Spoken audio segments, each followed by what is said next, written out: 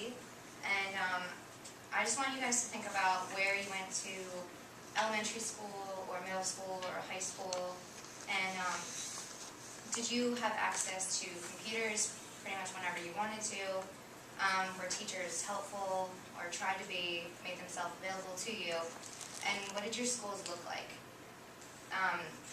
Most of the time in this area they're immaculate, but this can blind us to the inequalities that happen throughout the country and state by state.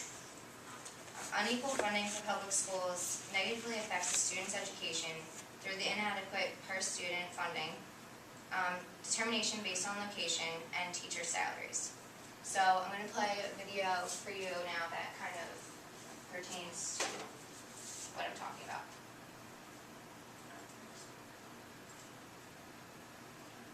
Basics. It's a sad situation when we can't compete with other countries in terms of education because they're funding their students. We're not. And now people from the outside are noticing when they leave us in high school, when they go to college, our kids aren't prepared. They haven't even been exposed to certain, types of reading, certain types of mathematics in order to prepare to compete in America. How many of us started drawing our double helix? At the Chicago Military Academy in the Bronzeville community, the freshman biology class has adequate textbooks and some of the equipment needed to conduct experiments. What's missing, say school officials, is a curriculum that's more challenging and that gives students some real-world experiences. Up until now, they haven't had the funding for programs like that. But what you have is actually the majority of schools that are in what we call the mid-tier. It's really 60 to 70% of our schools in that middle tier. I would say that mid-tier label is actually generous.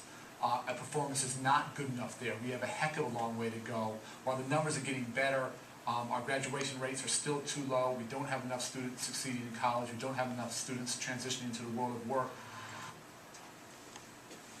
Okay, so what is per student funding? According to the CAP, the Center for, per student funding is the current expenditures for public elementary and secondary education in the state broken down to individual student. So an example of this would be in Illinois. Their highest per funding student amount would be $11,507, and their lowest is $5,260 per student. This is a huge difference considering they're both public schools in the same state. Some students from poor communities or neighborhoods with stingy or impoverished states attend schools that make do with less than $4,000 per student.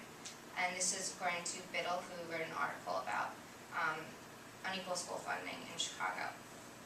So how does this affect the way a student learns and goes to school? Technology for one. The money that they get for the per student funding goes to computers, calculators, laptops, and lab equipment that kids might need. Also, books and different activities you're going to need money for. This sets the kids back immediately when they start school and doesn't really give them a fair chance as everybody else. As said by House, computer engagement can be used to produce learning gains in science. Further, the use of research projects an individual learning experience are positive, associated with student outcomes in science. So, where the funding is determined is where you live. And that determines the kind of education that you'll receive. So where does that money come from? It comes from the state. According to the Department of Education, the U.S. Constitution leaves the responsibility for public education up to the states. It's not determined by the federal government. Also, approximately 83 cents of every dollar that's spent in public schools comes from our taxes and state funding. This is from Spelling. Property tax is a large part of where this funding comes from per individual, and this is the system that causes the most dramatic difference between states and districts, and PBS said that. So let's compare the Central Bucks School District and the Philadelphia School District. So,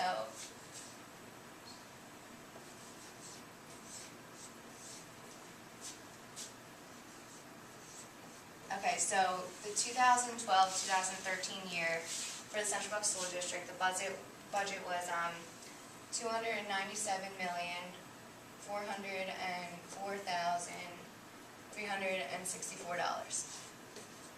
The funding for the Philadelphia School District was roughly $600 million. And this looks good now, but wait. So there's approximately 20,000 students that are in the Central Bucks School District, and there is about 178,241 students in the Philadelphia School District. So when you break this down to per student funding, this is about $13,000 per student, and this comes down to about $4,000 per student. So you can see the dramatic difference between the two, and if this doesn't show you how unequal it is, I don't know what will.